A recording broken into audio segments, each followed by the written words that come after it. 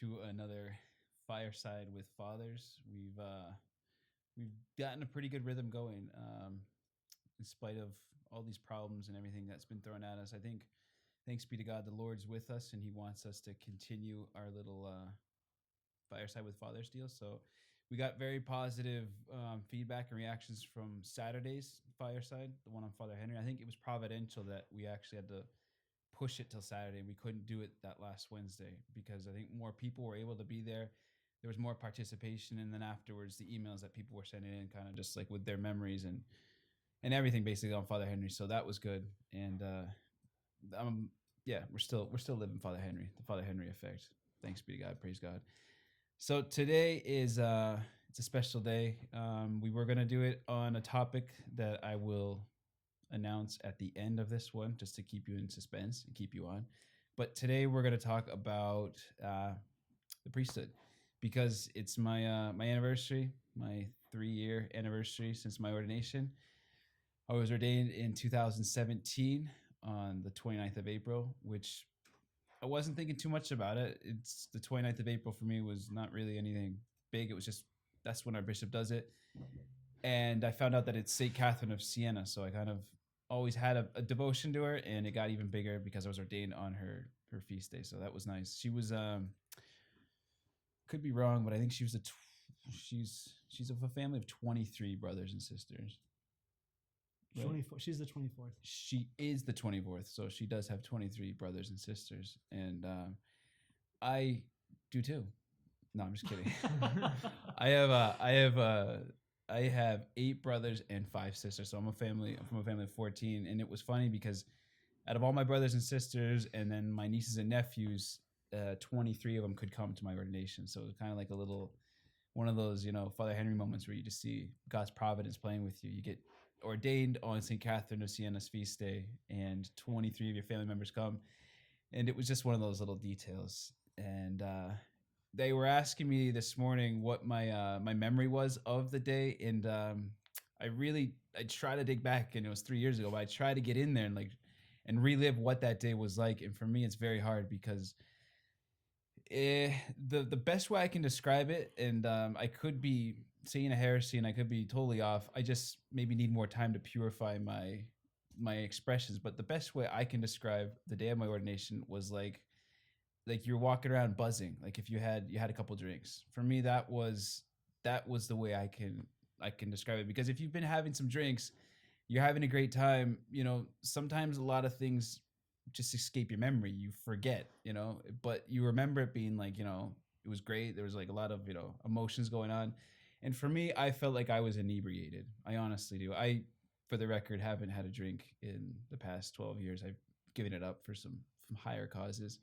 In Italy, they call it a fioretto. So you give a little flower and you just hope that flower goes up to heaven. And in my case, it's a little sacrifice that I make for all those who don't know how to say no to drink.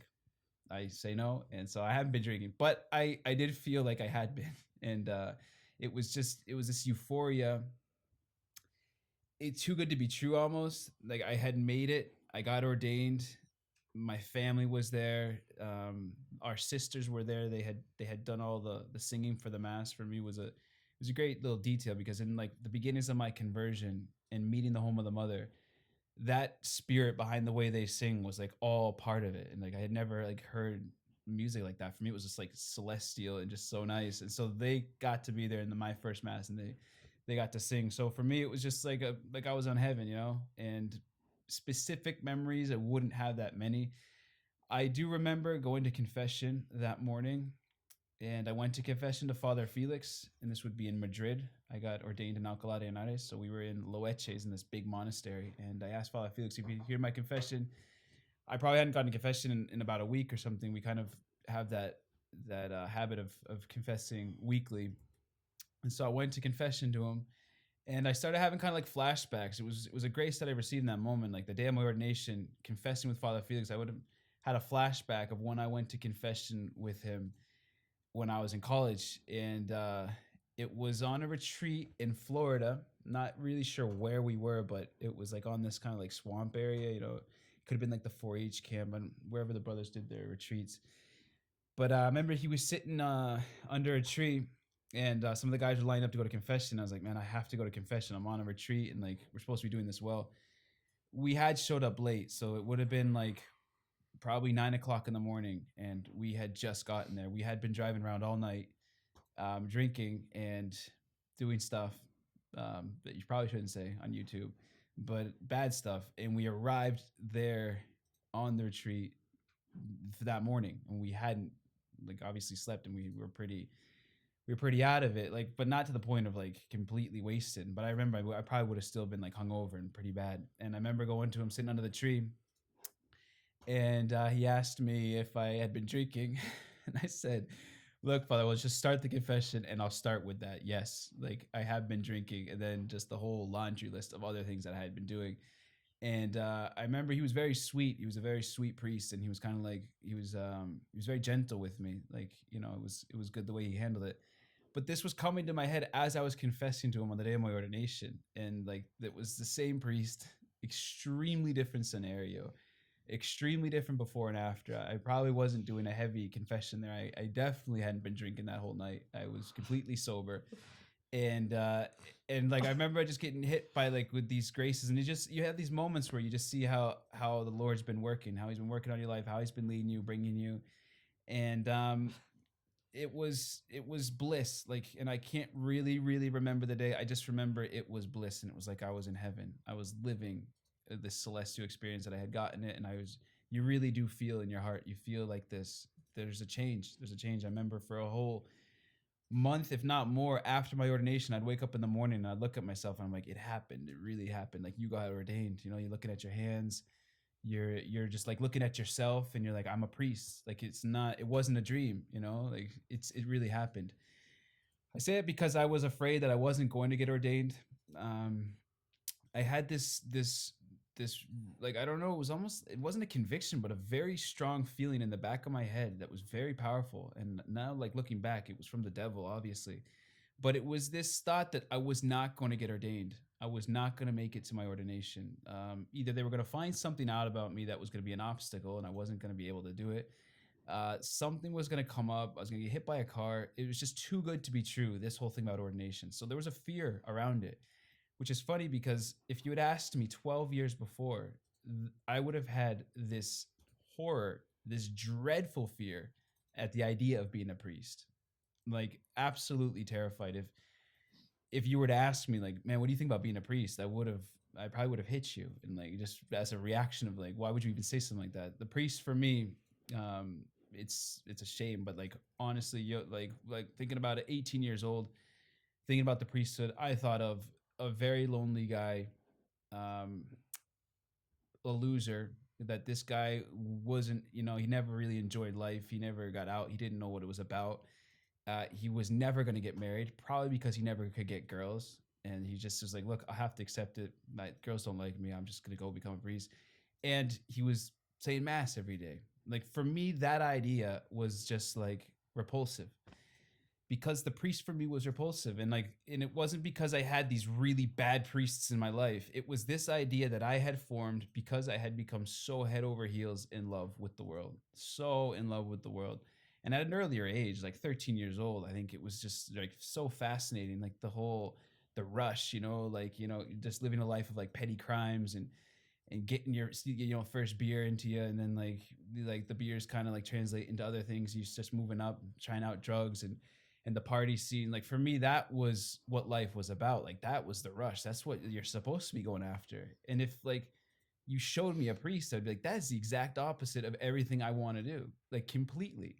His rush is playing golf, and I hate golf. Like, and it's like that's his big idea in life. And so it wasn't an actual reflection on reality of the priests I know. And I look back and I reflect, and I have known some good priests in my life, and like, you'd have to give it to them. So this is just an idea that I had because I was so immersed in the world, so in love with the party life. And it was in my freshman year in college. I went to a Catholic university, thanks be to God, because my dad asked me to honor him. There was a moment there, a father-son moment after high school, when I was completely convinced that I was not going to be going to university. I was not going to study. I was kind of just fed up with that, because I had already gotten into like a groove of, like, you're working, and you're having, like, your little party scenes, and life was pretty good, quote unquote, for me. And I was kind of like getting into this relaxed, lifestyle. And my dad said, I need you to honor me and I need you to try out at least a semester of college. And your sister's out in Florida going to this Catholic school, and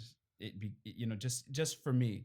And so for my dad, he's so important, and I really do honor him. And I felt like it was something that, dad's asking me, I'm gonna go for it. I'm gonna try it out. Thanks be to God, the Lord was speaking through my dad, because it was like my idea. One semester, I told my dad I did it, and that's it. I'm done. Just go back to normal. And I went to this university. The first semester there, I saw advertised a whitewater rafting trip, which really kind of called my attention. I loved rafting. It was always too expensive for me, but it was like the little times that I could do it was like it was a rush. It was awesome. So we were gonna be doing it in Georgia. There was some good rapids. It was in spring, and it was going to be intense. So I signed up, $25, and I went. We went rafting for one day, and the next 4 or 5 days was all an intense Catholic retreat. So I felt a little let down on that, and I found myself with two priests. Father Henry was one of them, actually, and Father Colum, and a bunch of other university guys. And we would be hiking through the woods, and then all of a sudden we would stop. We'd set up a little altar. There would be mass. There'd be confessions beforehand. We'd be praying the rosary, and then there would be holy hours. So I remember I did it. I went to confession, and I was sitting there in adoration, basically kind of like everybody's doing it. It wasn't really even like I was like having this really intense moment of converting my life. I just did it, and that's all the Lord needed, because I was sitting in adoration, and I remember just sitting there, and all of a sudden I was like overwhelmed with this heavy presence of peace. Like, in one word, it was peace. It was a peace I had never found in any drug, any drink, any experience of my life. I had never experienced a peace so solid that was hitting me in that moment. And I remember just spontaneously looking at the Blessed Sacrament, saying, God, like, that's, it's definitely, you're here, like something really big's happening. I promise, I swear, I will do anything to have what I'm feeling right now, but forever, for the rest of my life. This just like anchor that's like weighing down on me, and just like putting me in my spot. Everything's like perfect right now. It's just so harmonious, I don't know. And I heard his voice clearly. It's like hard to explain because it was a grace, but I heard his voice in my heart speaking. It's not like a voice that you're hearing right now. I don't know how to explain it, but I did hear it in my heart. And it said, you have to do two things. So I clearly heard two things I had to do.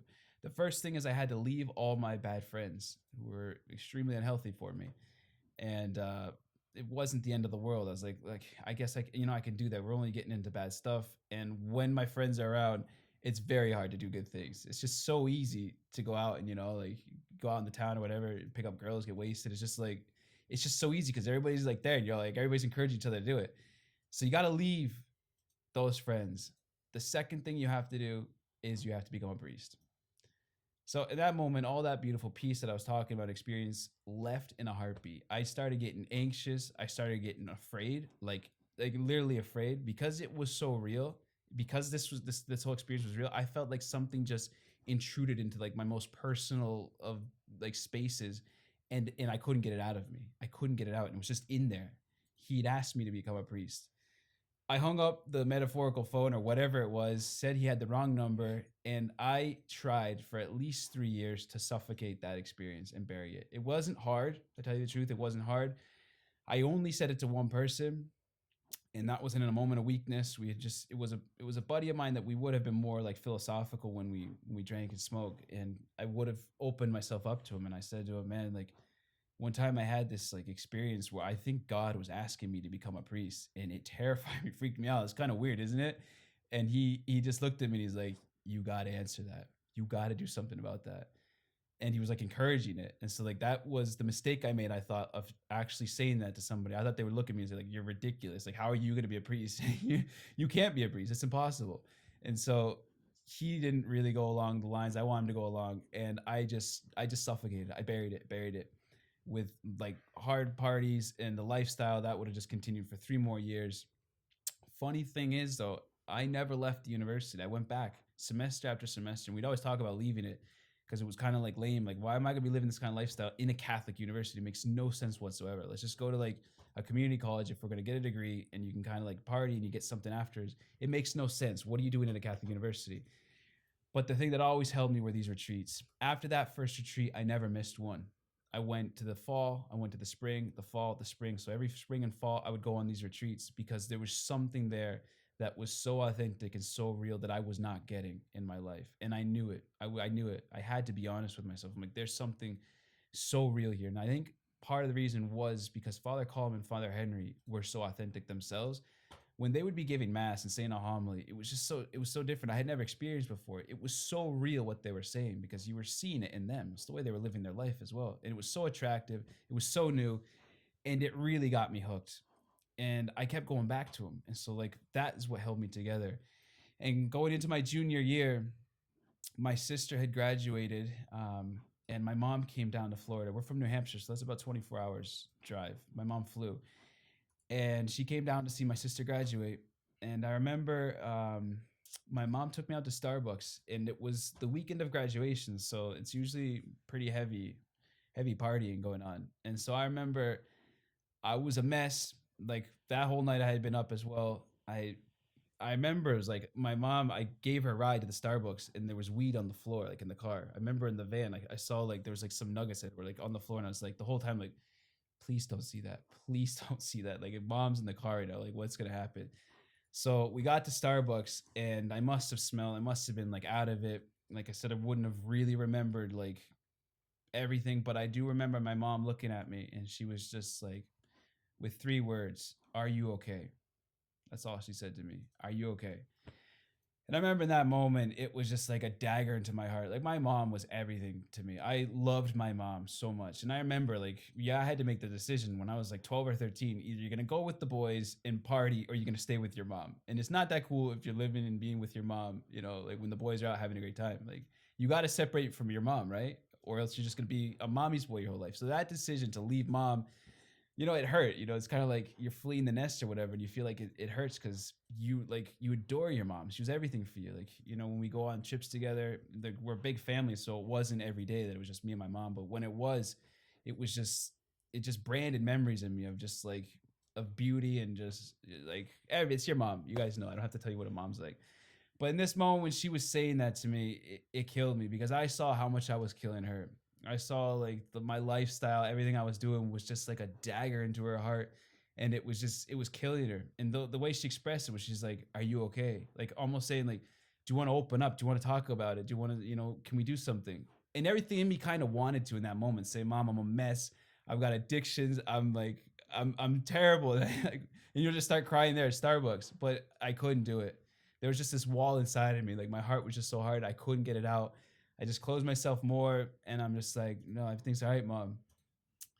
And after the graduation, really messy, really bad, pathetic the way I was living. But I remember going into the chapel on campus, which would have been locked because it would have been like 12 o'clock at night. I got in somehow. I'm in the chapel, and I was before this massive image of Our Lady that they had. And I remember just sitting down in front of this image of our Blessed Mother, and everything that I really wanted to say to my mom in Starbucks, everything that was in there, like, I'm a mess, I'm sitting, I'm up to here in vice, and I don't want to, but at the same time I can't stop doing it. Like help me or whatever, like conversation I wanted to say to her there, I was saying to Mary in that statue. And it was like, for some reason I made a connection. Like I am talking to my mom. I am saying everything that I wanted to say to my mom, but it's not my mom. It's Mary, but it is my mom. So it's like I made this kind of like connection that Mary is my mom.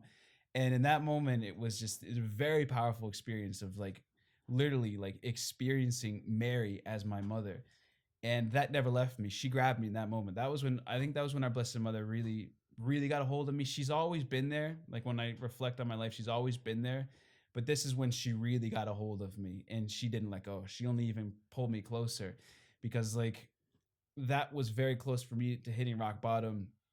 I hit rock bottom after like I had to go all out on a European experience that were just like this would have been junior year. So we're just saying let's go on the study abroad program. Let's go to Europe where everything's allowed, everything's legal, everybody's just like having such a great time. It's Europe, You get this idea in the States that like Europe is like the best place in the world. It's so false. Like it's not.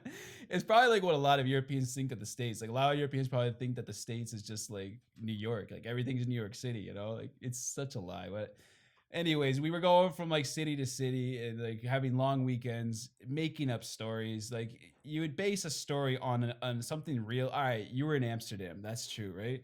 And then from the fact that you were in Amsterdam, you just kind of like embellish like these experiences, and then you go and tell the other guys, and the guys are like, oh no way, and like yeah, and then you're like all laughing, and in your conscience, you're really thinking it really wasn't that great, guys. It wasn't that great. Like it was cool, like new things and stuff, but it wasn't as great as we thought it was gonna be, and it just leaves you kind of like empty, and you're just like, oh man, is that it? So I really had to get burned out and hit rock bottom, coming out here to Europe, where all my dreams came true, and they left me really wanting. They left me emptier than before.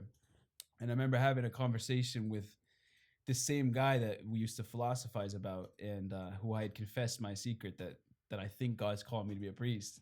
And he came into my room. So this would have been at a graduation, so it's the next year. So when all my friends were graduating, I was always a year behind all my friends. It was a bad 8th grade where I just was expelled, and 8th grade never happened. So I was always a year behind, and like all my friends are graduating. We're gonna go out with a bang with them. I'm gonna stay for another year. It's gonna be kind of pathetic, but like one of my buddies comes in. It's the same one that we used to philosophize, and he, out of the blue, he just says, "Have you ever thought about that vocation thing that you told me?" And I was doing my laundry. I want to get it like fresh, get all my clothes clean. And he said, "Did you ever think about? Um, did you? Sorry, I'm not crying. I'm just I'm getting a little, yeah, maybe I am." But he said, have you thought about your vocation?"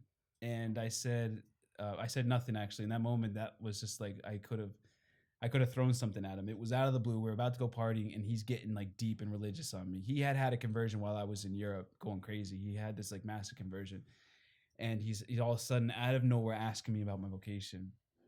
And basically, I don't know what I said to him, but basically, get out of my way, and get out of my life, please. Like I'm not into that right now. But I couldn't get it out of my head. I couldn't get it out of my head. Have you thought about your vocation? Have you thought about your vocation? It was driving me literally insane. Like I thought I was going nuts. I went down to the laundry room. You just got rows and rows of washers and dryers, and they're all going. And I'm just like, yes, all right, just wash it out of my head, get it out of you. Like noise, please, like come into me, noise. I invoke you to like get this out. And like it wasn't noisy enough. So I went into the computer lab, and I just put on the headphones and just started watching. I think I was watching Rage Against the Machine videos, just like turning up the volume just so you can kind of just like, all right, Rage, let's just do it for me, get this voice out of my head. It wasn't working. It wasn't getting it out. It was just like popping at me like, have you thought about your vocation? Have you thought about your vocation? And I remember looking up at the clock in the computer lab, and I was like, this is nuts. I can't get this out. It's not going to go away.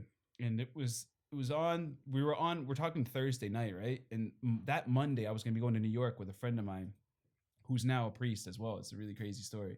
But we were going to be going to New York and just like living the beginning part of the summer in New York with no plans, extremely like bad situation. And it was going to be pretty crazy. I was thinking like, and that was going to be on Monday. So I'm there in the computer lab looking at the clock, and I'm saying, what do I do? Like this is not leaving me alone. And I felt like it was asking me for an answer, like a yes or no answer. That's the only thing I could get in my head. It needs me to answer this because it's not going away. Yes or no. And so I'm like, well, what am I saying yes to?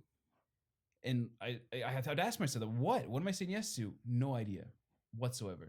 I had no idea what I'm saying yes to. What am I saying no to? Well, if I say no right now to this voice, I'm saying yes to the parties, going to New York, and then probably living the last summer of my life. My summers were getting progressively worse, and we were getting into worse stuff, and crowds were not good. So it could have been my last summer.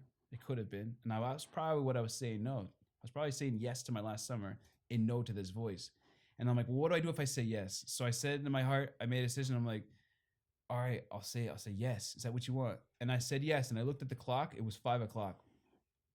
Mass was on at 5:15. So I'm like, well, maybe I'm saying yes that I have to go to mass. All right, like that's not that bad. So I started walking across the campus, and I went into mass, and I'm like sitting there, and after mass is over. We did it. We sat in the pew, and I'm like, all right, that wasn't that bad. I'm walking out of mass, and I cross paths with Father Column. So like for me, and the university campus, my relationship with Father Column was usually one of like flee. Like so when I'd see like the black in the distance this cassock walking like towards my direction, I would flee the other way. I would go the other direction. He intimidated me because he knew my soul. He could read my soul like Padre Pio if he wanted to. It wasn't that hard, but I was like an open book for him, and he knew exactly how to read me and where to go. And like I had retreats with him, and he had helped me out so much like in those retreats. But now it's like, oh gosh, maybe I gotta say yes to talking to Father Call. Maybe that's what this whole thing about saying yes is. I'm like, yes, all right. Like, and I went up and talked to Father Call. What he did was he gave me a confession, and he asked me what I was doing that summer. He's popped. He's like, "What are you doing this summer?" And I was like, "Look, to be honest with you, I'm going back to New York with Alan, and that's what we're doing. That's our plan. We're leaving on Monday. I'm gonna help him drive. We're gonna take shifts, and we're gonna be in New York for a while, and then I'm gonna probably live with my brother in an apartment and work." That was my plan. He said, "Why don't you think about coming to Spain and living a life of work and prayer, getting your act together, maybe getting some direction in your life?" And I was like, "Oh, you gotta be kidding me!" It's like, is this something I'm supposed to say yes to now? Is this where like this whole yes thing's going? I was like, I'm like, yeah, right. That's it. Like maybe that's what I'm supposed to be doing. I said yes.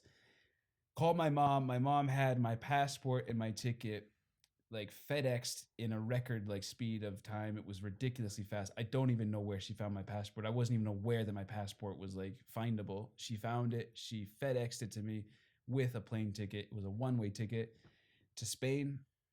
And that Monday, I was on the plane. The same buddy dropped me off at the airport. I got to Spain. This would have been the 13th of May, which I found out later was the feast of Our Lady of Fatima. So Our Lady's there. She's got me, like, she was pulling me into Spain. I was 1 week in Spain, right? Doing what he said, work and prayer, like manual labor. It just happened to be with Father Henry. Going cold turkey on everything that I was really dependent on, getting like headaches and getting frustrated. And I remember after a week of work and kind of being there, I went up to Father Colm and I'm like, "Look, Father Colm, like my idea here is I want to come to Spain. I want to clean my life up, get detox, get respectable, go back home and marry this girl that's waiting for me." Just happened to be a girl that was just like the girl of my dreams. And she told me if I ever got cleaned up, we could get serious. She had had a big conversion. I had met her in Austria where we were studying abroad, and she was on fire for her faith, and she blew me away with like her personality, and like she was like a real girl. Like I never really met a real girl like that before. So that was the plan. Like I was gonna get cleaned up, and we were definitely gonna live happily ever after because we're both good, we're both holy, and that's such a good plan, isn't it? And I'm like almost convinced that's what I have to do. And like I said almost because the almost was literally 99%. Like that is very almost. It was just 1% in there that couldn't make it a definite, a conviction. And he was like, "Look, whatever you're telling me is it sounds good, but like, what's that 1%?" And I had to confess it to him. Make him the second person I ever told. I said, and he's probably the worst person I was thinking. Like he's a priest. He's always gonna say like, "Yeah, you gotta be a priest." But I was like, "Oh gosh, just do it because you've gotten this far. You can't hold back. You've probably not gonna get another opportunity. Just go for it and tell him." And I said, "Look, Father, this one time in adoration, I felt the little voice say to me, 'I want you to be a priest.'" And I said it to him. It was very hard for me to get out. And he told me, he's like, "Look, you getting married is normal, thanks be to God, because you're a man. All men are born to get married to a woman, form a family, and live a happy life. That is man's vocation. All man's vocation, naturally, right? What's happening to you is that something has come in from above. That's what super means. It means from above. Like, so it's super natural. It's not here on the natural, it's above it on the super. And it comes down into the natural, but it doesn't break the natural, making it like anti-natural, like going against my nature. It actually perfects it and works with it so that this calling is coming from God. Because you obviously know in your heart the priesthood's not coming from you, from your idea of what it was and what you were thinking of it. It's not yours. It's coming from him directly. So you have to go into the chapel. You have to entertain this thought, because if you don't entertain this thought and be generous with God, it could have bad consequences, because this is what he made you for. It made sense to me, you guys, but it wasn't easy. Like that moment wasn't easy because I was wrestling with that and I didn't want it. Like in my head and in my heart, it was like, no, this isn't for me. It can't be like it. So I went into the chapel, I got on my knees, and I was like, pouting probably. And you know how like you get the saints that are in there and they're like, yes, I'm here, like, Lord, I want to do your will forever and everything, wherever, whatever, however. That's me. Like, that wasn't me. I wasn't like our blessed mother, like, let it be done unto me according to your word. It was like going in there, pouting, dragging my feet, and I said, gosh, man, if you're really asking me this, like, if this is for real, like, fine. All right, fine. I give up. No, yeah, fine. I gave him my fine, and God only needed my fine because he's so generous. He's so good. He understands how stupid I am, and he came in with my fine, and like, I am not exaggerating. I was literally one whole year spiritually high, spiritually inebriated. Like, I had never experienced these joys, these novelties. Everything became new. I honestly felt like I was just born. Like, I walked out of that chapel and like I was just born. But I'm 22 years old, but I'm born and I'm seeing everything for the first time, experiencing everything for the first time. It was so fresh. It was so amazing that I was just like, what is this? Like, what just happened to me? And I walked into the kitchen. I'm like, let's do it. Like, I'm in. And Father Colin thought I was talking about something else. He had no idea that I was referring to like, I want to be a priest. And I had to literally say it out to him, like, I'm gonna be a priest, like, with you guys. And he's like, all right, just calm down. Like, he would say, I think he told me, he said, calm the body, calm the body. We have to wait for Father Felix to come, and he's got to kind of like approve. So we waited like a month, whatever. Father Felix came back from Rome, sat down with Father Felix, told him everything, and he's like, all right, we'll have to like wait some time to see if it's really from God or not. It may be possible that you don't, take any steps until Christmas. We're talking like we were in May. And I was like, I could care less. I don't care. Like, you could tell me that every Christmas you could tell me to wait, and like, I know this is mine, so it doesn't matter. So like another month later in Rome, I was sitting down with Father Raphael and Father Felix, and he was translating for me, and I had to basically just tell Father Raphael my whole life story through Father Felix. So like, listen to it, and then like watch him say it to him, and then watch his reaction as I'm saying like these big things, and he just wants more details, and he keeps like pulling. And I passed. Like, I don't know what he was looking for, but maybe he was looking for something to like, oh, there you go. No, you're not in. You can't. Sorry. But I passed, thanks be to God. And he asked me if I wanted to enter St. Peter's tomb as a candidate. And I was just like, oh, man, let's do it. So I entered as a candidate in St. Peter's. And I was so on fire and so high, like spiritually high, that like going back to Ave Maria, the university, as a candidate, my hair was cut, it was all clean, and people were like, "Who the heck is this? Like, is this Luke? Like, what is going on? Like, hello, are you there? Like, McFly, like, what happened to you?" And like, I'll be going on people's doors, knocking on them, and saying like, "You guys, you got to come on this retreat. You got to come to mass with me." And they're like, "You are a Jesus freak. Like, you are literally right now a Jesus freak, and you're freaking me out. Like, you need to calm down. Like, what? Like, they just thought that I had just like had this new experience that was just gonna kind of go away in a couple weeks. Because I was full of them. I'm full of like all these experiences, ups and downs and stuff, but it didn't go away. It didn't go down. It just kept growing. It just kept going up. And to this day, which is funny, like 12 years ago, we're talking about, like, this is when this happened. To this day, that peace that I had asked for and that I had promised I'd do anything to receive, I have, and I haven't lost. I've lost my temper, and I've lost like, good feelings, and I've had emotions that have been going up and down. But as far as like a solid security and peace that I'm doing what God wants and I'm going down the right path and I'm where I'm supposed to be and I actually feel secure and I can experience this peace, never left me to this day. And the fact that I made it to my ordination, like I said before, was a dream come true, because I started, like, the more I started getting into like the religious life and what a priest is and like how amazing that is, that you are actually becoming so close to this person who you just became madly in love with, Jesus Christ. Like, you just found the best of the best, and it's going to get better because you're going to be coming so close to him that you guys are going to become one. Like, that for me, that idea was blowing me away, that I'm going to receive something on my soul, like a seal, like, or character that's going to go in there and it's never going to leave, just marking me as his priest, as him, and like that I can kind of turn in on that seal when I'm by myself and think about like what happened to my soul and who's in there. And all this stuff was just like blowing my mind, and that's why I was kind of afraid, like, maybe I won't get there. And thanks be to God, and thanks to like our blessed mother, who I'm convinced like has gotten me through so many things. She got me there, and I got ordained. I got ordained a priest, and it's been 3 years. And I'd say like highlights. There's so many of them, but like as far as saying mass, to this day, I haven't lost that like tremendous, like fascinating feeling that you're before something that's completely blowing you away. Like, by my mouth, like the Lord's using me to consecrate bread into Him, into God. Like we're talking about the same creator of the whole universe. The almighty, the all-powerful God is using me to convert bread into him, into his body, blood, soul, and divinity.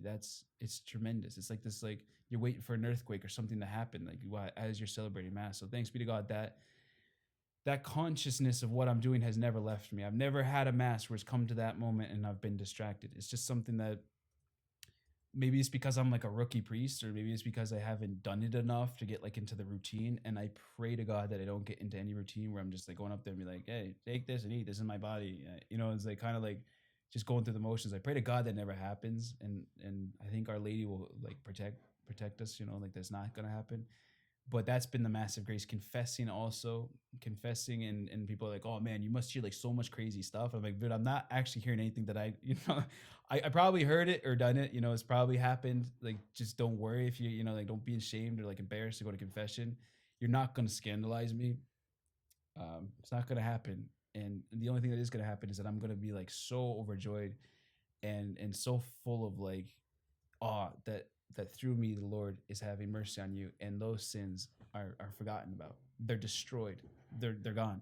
They're gone, and you're free. Those chains are broken, and you are experiencing that firsthand. It's unbelievable. And there's so much more. It's an abyss of grace. The priesthood is the best thing, the greatest thing that can ever happen to a human being, and it's not something that a man does and he's like, I'm going for it. I want to be a priest. You have to be called. It has to come from God. It's not a human vocation that someone just goes and does. Unfortunately, a lot of guys do that, and they go into seminary, and they never should have gone into seminary ever, and they've become priests, and they never should have been ordained priests, and they are doing bad things. So like a word and a shout out to all the good priests who are there doing good things. They need to be recognized. And then a word for all those priests who are doing bad things, who never should have gotten ordained. Beware, man, like, because you're going to be going before God with your hands, which are consecrated, and you're going to have to show him what you did with those hands. And for those priests that are giving a bad name and a bad example to priests, just beware, because it's such a sacred mystery, and it's such a scandal that the punishment, I'm not one to punish. Thanks be to God, God's our judge. But I would be terrified. I would be terrified, because you're scandalizing the angels and God, and you're also scandalizing the flock. And how many people have come up to us saying that they're not going to church, they're not religious anymore because of something one priest did. Huge responsibility, huge. But on our end, we've seen the opposite. Thanks be to God. We've seen people kind of getting enthusiastic, wanting to come back in. They never heard it like that. They never seen it like that. And thanks be to God, He is able to use us to show how great He is and how beautiful He is. So I think that's basically a nutshell. I'd say, and yeah, if anybody's out there listening to that, and maybe they had the same experience as far as like their idea of the priesthood, get it out of your head, because it's your idea. It's not His, and we can't trust our ideas. Should know that by now, that our ideas are not the best, and to form and build your life off of your ideas is very dangerous. And if I had done that, I wouldn't be here today. Like, my idea of the priesthood and what it is now, polar opposites, because I think I was being inspired and influenced by the father of lies. So my ideas were basically lies, pure lies. And now I'm being inspired by the father of truth, and it's a beautiful experience. 2 questions. Oh, we got dun, dun, dun. Q&A with Father Rene. All right. Okay, here's the thing I was thinking is 2 things. Like, what's your favorite definition of the priesthood? Like, of all the ones you've heard of? I mean, you can quote it, saying or whatever, but like personally, like, what's your favorite definition? And then also, what has been celebrating the Mass or in confession, what has been the time that most touched you on an emotional level? Like, was there ever any time when you were in tears or just so blown away that you couldn't continue, or that just like you realize, like, okay, what I know what these hands did, and they're touching this, this type of, I don't know if there's ever been. The first one, I have read, there's so much beautiful stuff out there. And I think the whole one with the Kyrie of ours, I've been trying to get my head around and actually understand it. Like, the priesthood is the love of the heart of Jesus Christ. Yeah. That I had only, by the way, my whole prayer life and spirituality is in Spanish. So it's like, because I converted in Spain, and everything for me, like my prayers, everything is in Spanish. Like I speak to God in Spanish. It sounds so weird, but like that's my spirituality. That's the language I know. But coming into like English speaking countries and doing like, you know, reading stuff or hearing stuff for the first time in English, that's why probably I have to work over it. But like the Kirivar said that the priesthood is the love.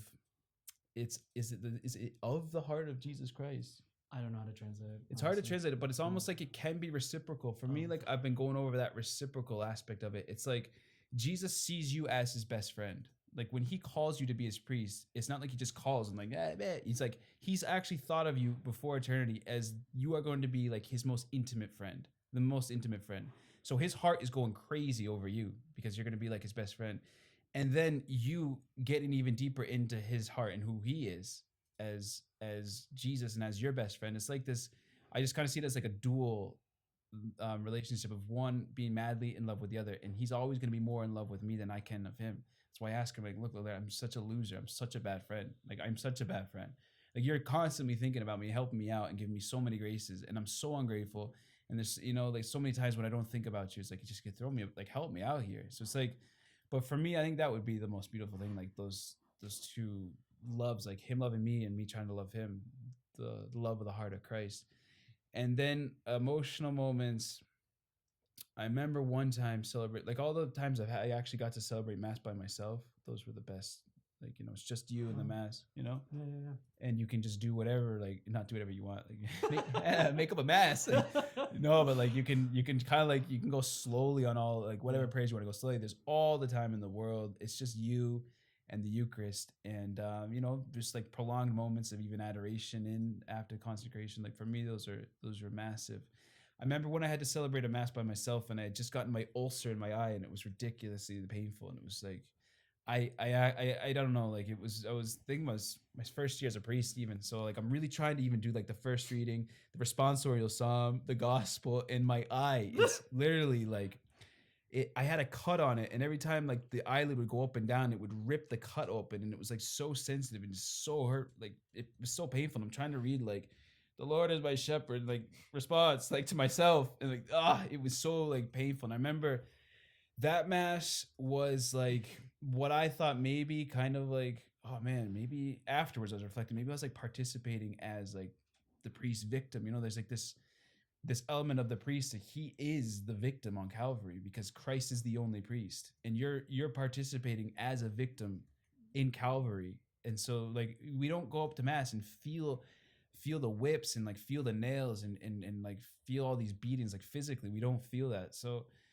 it's a mystical, and it's kind of like there's a spirituality there, the victimhood of with Christ the victim. And I was kind of thinking maybe I had like a little experience there as like like a victim with the victim priest. So like that for me was kind of nice. Hopefully it took off some heavy purgatory because I was in heavy pain. I thought maybe like, oh man, am I living this well or not? But yeah, I think that would have been like an example there. I have another question after Damon as well.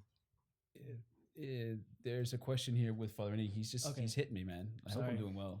Here's the other question I was thinking is because like also as a priest, like I asked myself as well, like how could I be a better priest?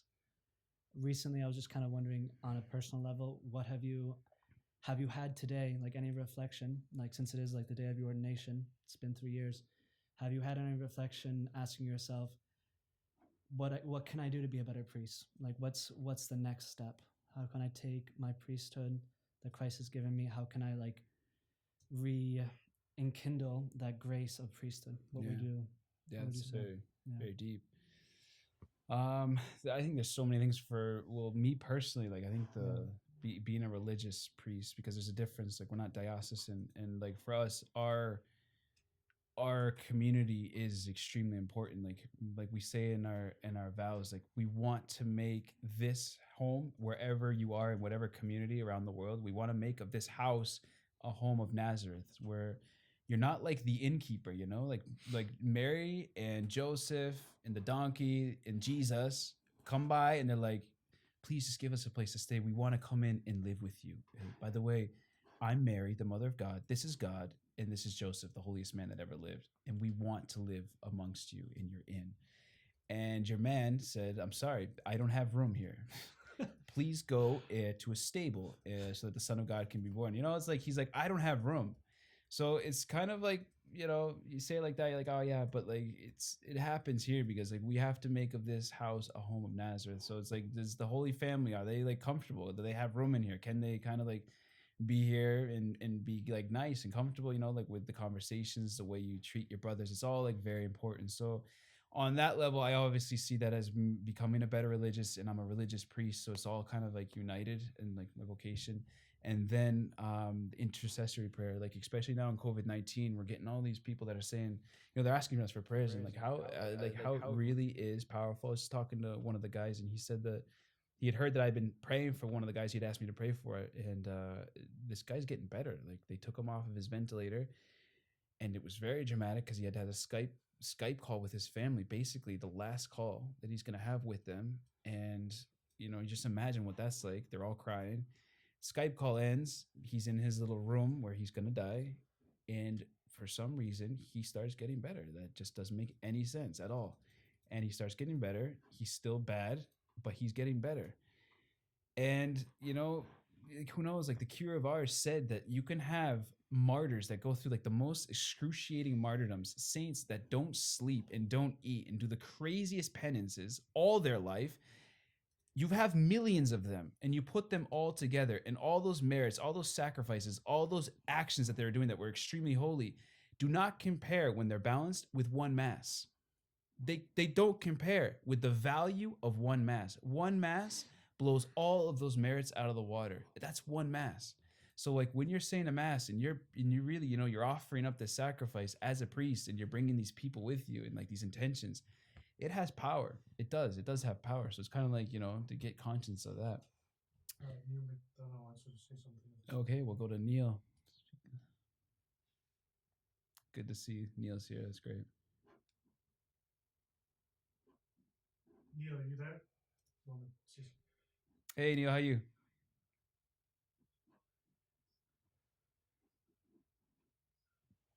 Some of the pictures were hilarious.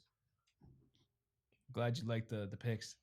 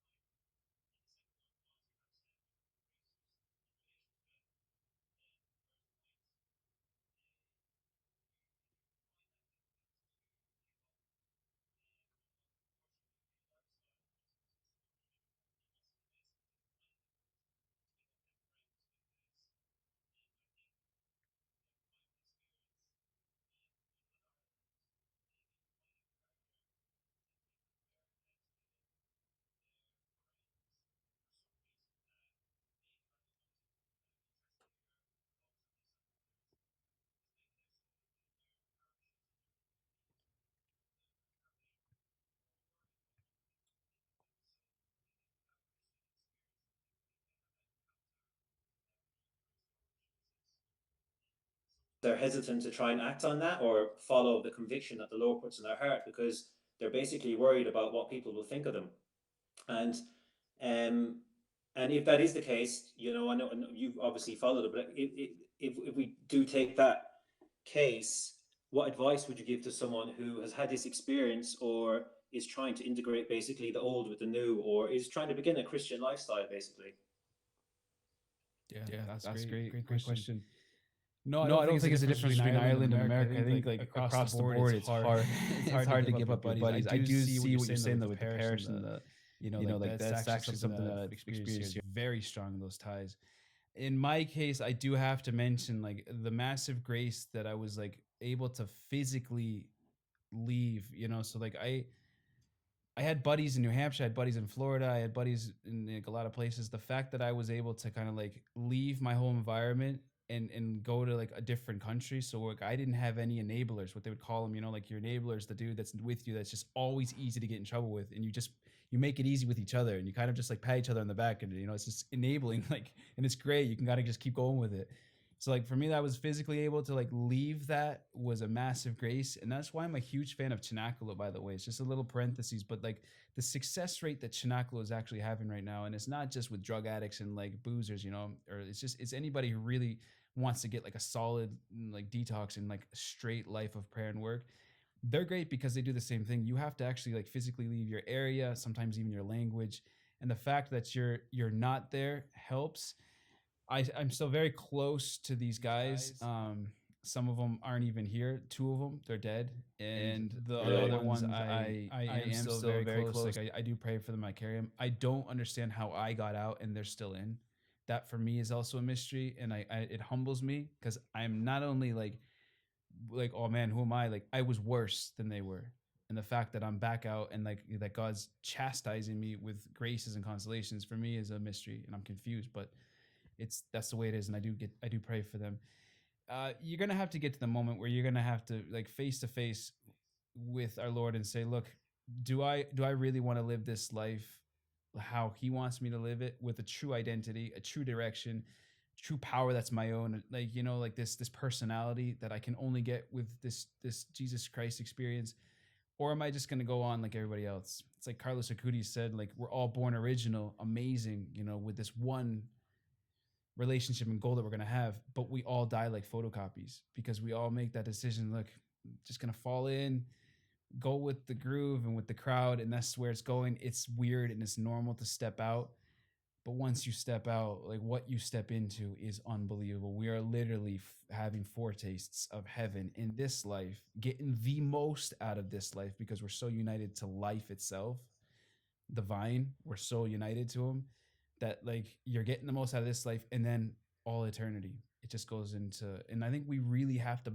like smash that message home. Like the boredom of living this life of just like mediocrity and going with the flow with the boys, it's like the boredom you experience, you're not fulfilled. How many suicides are actually going on right now? Mental health issues. Like we have to like shake this whole system up and say, you're not okay. You're not good.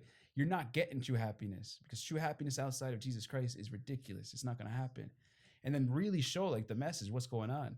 And I think the power of testimony, and like look man, if I could do it, honestly, I think anybody can. I really do. Like I didn't really give my whole story, but like the fact that I got through it and they brought me through it is like hopeful for people that like it really can happen. At the end of the day, you're not ditching your friends. You're not like saying like I'm never going to talk to you again.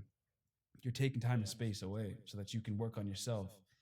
And then the relationship you're going to have with them is going to be completely different. It's going to be in God, and He's going to actually have an effect on them. So I think it's for me, like I've also been like over the years, like impressed by how like the friends who I did have who were like close to God or who got close to God in like, even though we're like separate, like if we're both going close to God, we also got closer to each other. Like even though we've been distant for a long time, whenever I see friends that are close to God still, I feel very close to them.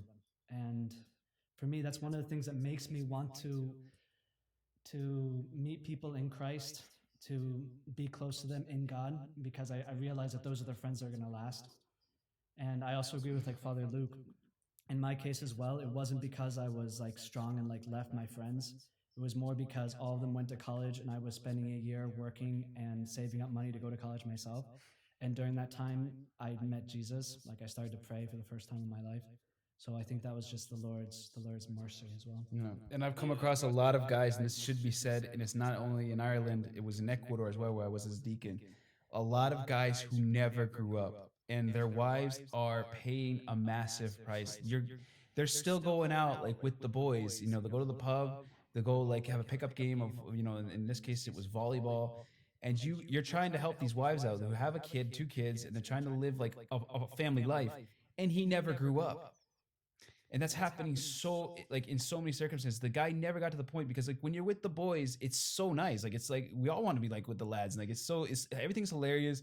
You understand each other. Like the girls aren't allowed, like it's just kind of like this group, and you can never really break out and mature in a lot of cases. Not all of them, but in a lot of cases. And so you do get guys who are just like big teenagers, and they're not able to be men and fathers of family to say, look, I have to sacrifice something. You wear black in your wedding because you're dying to something.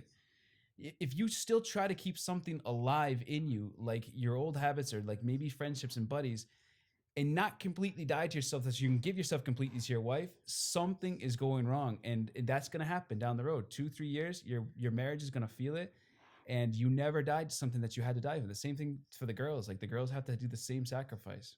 There's sometimes like in weddings, I think it's cool. Like they both lay down on the floor before they take their vows. It's like pretty powerful. It's just thanks for that, Father. Just one other, sorry, quick question as well.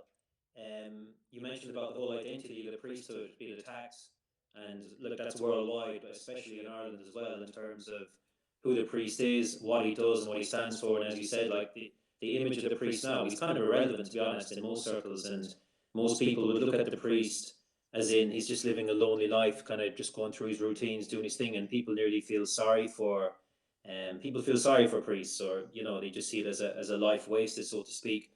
And for you to explain, I know you guys live in religious order, and if somebody was looking at your life and they see that you're living poverty, you're celibate, and you're obedient, and how they would look at that and say, how could you possibly be happy with them things? But ultimately, that's the reason you are happy, because Jesus Christ was poor, he was chaste, and he was obedient. So how do you transmit that message? Obviously, it's in your witness and in your own priesthood, but how do you think it is best to transmit that message to a very indifferent and kind of lukewarm um, culture and society? Yeah.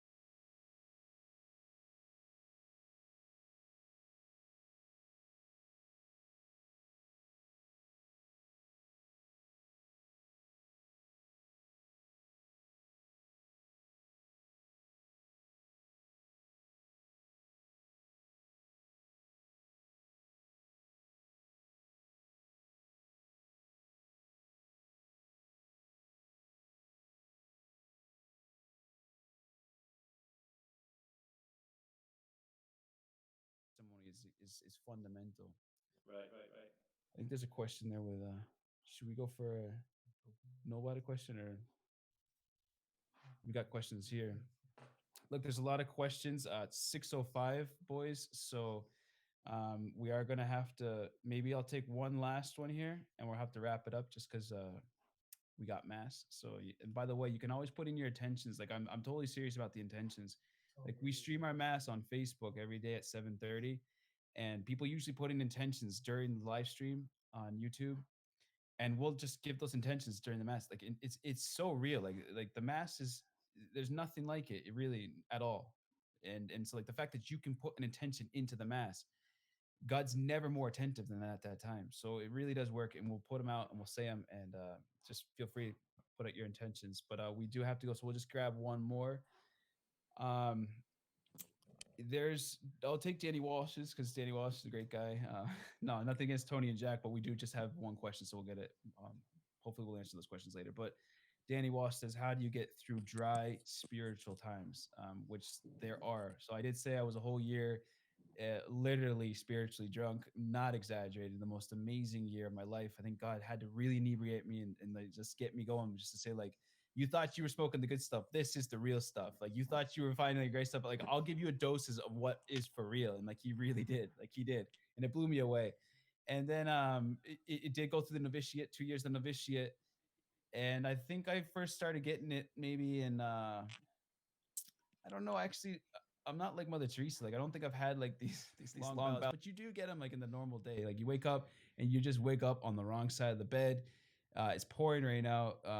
You've got to build a fire in the chapel. The fire's not going. It's just like you're like everything that could go wrong is going wrong, and it's not even 10 o'clock in the morning.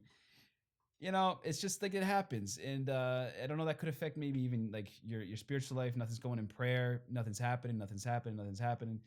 I just from this moment, like I've only been here 12 years, and like it's not enough to become like a pro, but I have come to understand you guys don't ever trust your feelings ever. Never, ever, never. There's nothing more devious than the human heart, and you are going to get feelings, you're going to get emotions, you're going to get spurts, you're going to get ideas, and it's like it's ridiculous how much you can't trust your human heart and your feelings and how you feel in this moment, how you feel in that one, because before you know it, you're going to be walking out. You're going to be walking out, and it can be either on a vocation, it can be on a marriage, it can be on a job, because you just don't feel it anymore. You're not getting what you got out of it before. Those are your feelings. They're never, ever to be trusted. You have to trust your love, your yes. I gave my yes before God, and to the day I die, I will never be able to deny that He's called me and I've given my yes. And that right there is what I'm fine. I'm building on that. God loves me. He called me. I gave him my yes. That's never gonna go away. That's the rock. That's where I'm building my house. And then the feelings are gonna come. They're gonna come and go. And that's like sand. So if I had built it really on that, I wouldn't be here today. And I'd say, yeah, spiritual dryness. Look, guys, we're all gonna get it. It's all gonna happen. And you could actually do a whole like fireside on that. It's such a massive topic, but it's 6:05. You know, we got mass. And I love you guys so much. Thanks for following us and chopping in here. And you guys, we have to take this stuff seriously. We really do. Who knows how much longer we have? You know, I could be driving right now and get hit by a truck, and like I don't know, it could happen. Like these roads are like literally like it's like a driveway, you know, and like these trucks are flying around the corner. Please God, we don't die right now. But anyways, you just never know. Take advantage, get into your heart, and really try to keep your heart pure and ask God what He wants of you, and be generous with Him. All right. So until next Wednesday, we'll throw out the topic just to get you a little info. We're going to be talking about the Christians in 2020 who are being crucified. That's right. There are Christians who are living their faith right now in 2020, and they are being literally crucified in public squares. It's happening. And we just had a conference with a priest who's there. This is in Aleppo, Syria, and he showed us pictures of his parishioners on crosses. Not making it up. From his camera, parishioners on crosses and tied to pillars, getting their throats slit. It's happening right now. Those are 2020 Christians being martyred and crucified. Their testimonies, what they're saying, and how that really has to light a fire under us and show us how lukewarm we really are, and how like we got to get things in action. We have to start living our life, because they're looking at us saying, guys, what's going on? How come you're not living the same faith that I'm living, that I'm going to give my life for it, which we all should be willing to do. Intense topic. It's a real story. It's going to happen. So next week we'll be hitting that on Fireside. And when we get technology kind of better, we're going to get some testimonies on here. So Neil McDonough, you might be a very good candidate for that, just in case. And just have that on the back burner. All right, guys, God bless you. I'll leave you with the blessing, the priestly blessing. Pray for me too, please. For every priest standing, there's at least 100 of you guys kneeling. So please keep praying, because we're going to get attacked as well, and we're going to get hit hard. But hopefully with Our Lady, you know, roll with the punches and keep doing what we got to be doing, all right? In the name of the Father, the Son, and the Holy Spirit. Amen. Glory be to the Father, and to the Son, and to the Holy Spirit. As it was in the beginning, is now, and ever shall be, world without end. Amen. The Lord be with you. And with your spirit. May Almighty God bless you, the Father, the Son, and the Holy Spirit. Amen. This Jitsi session has ended. Go in peace.